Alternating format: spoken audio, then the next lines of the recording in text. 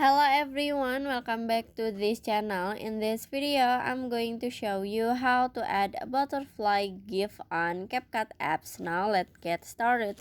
First, after you open your CapCut apps and add the video that you want to edit, you just click on the sticker at the bottom.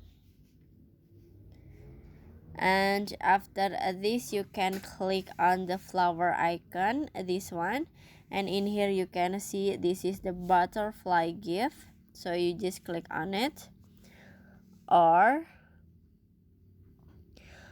you can click on this icon.